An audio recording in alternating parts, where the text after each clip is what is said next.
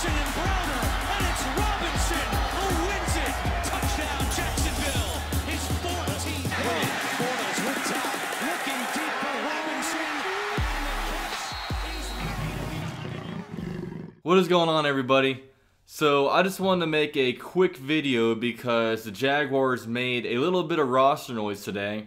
Instead of signing your old typical guard or your typical defensive back, they went out and signed a quarterback. They signed Ryan Nassib, who was a 4th-round draft pick in the 2013 NFL Draft. Spent 4 years with the New York Giants. After 4 years went by and his contract ran out, they decided not to re-sign him.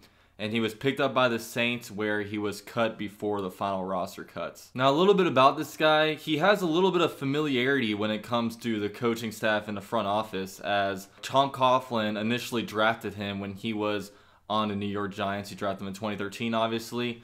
And he actually has some familiarity with the coaches, with Doug Marrone and Nate Hackett, as they coached him when he was back in college at Syracuse. Now, even though he's been in the league for 4 years, he doesn't have a ton of experience when it comes to in-game kind of stuff. He's only appeared in 2 games, and he's thrown a total of 10 NFL passes. So you're really not adding much when it comes to experience on a team, but what we're adding is a quarterback, and we're adding a little bit of hope, because I know for me, I think Blake Bortles is the best option on the team right now, and it's not saying much because I think Chad Henne is absolutely horrendous.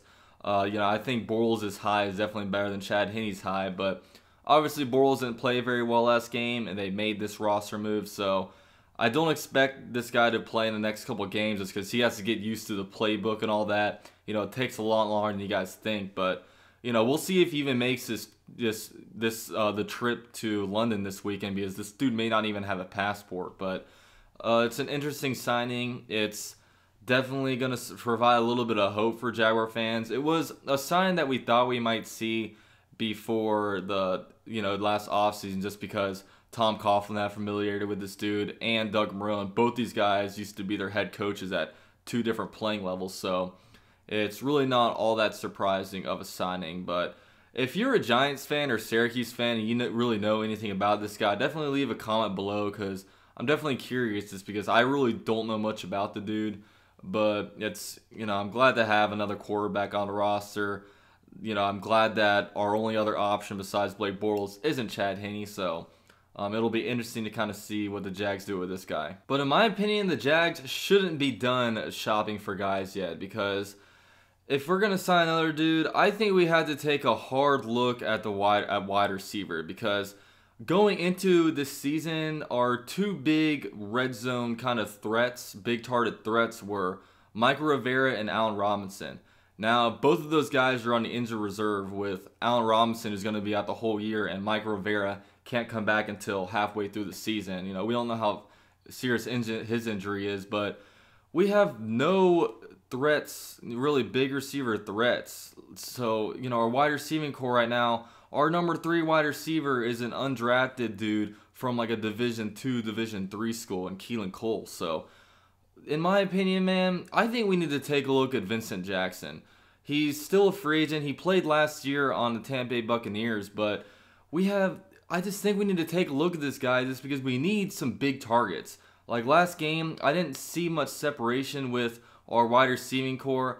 I don't see any big dudes that we can get the ball to besides Mercedes Lewis, but the dude's big as a T-Rex, but he's got T-Rex arms, and the dude can't catch a damn ball. But I like this signing of Ryan Nassib, but I think we have to do a little more homework when it comes to bringing in another big wide receiver. Maybe even take a look at Dorial Green-Beckham.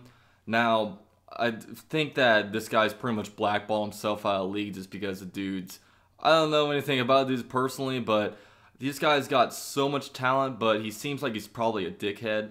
Just, he didn't last on Tennessee, and they were desperate at wide receiver, and they let him go. And then he went to Philadelphia, and Philadelphia's always looking for wide receivers, and they let him go. So, but, I think that we need to take a look at Vincent Jackson, to be honest with you. That's just the first name that comes to mind, but I'm going to, I just got home from work, so I'm going to go ahead and take a look at the game from yesterday so I can really analyze a little bit more to give you guys more of an informed opinion on what I think about the game. You can expect a recap video to come out tomorrow, and then Wednesday, I'll most likely come out with a film room. I think it's going to be on Telvin Smith, but don't hold me to that just yet, just because I'm going to do it based on who I think pops out to me when I rewatch the game. And also, I'm going to preview the upcoming London game when we play the Ravens. So definitely stick around. I'll be coming at you guys with some more content.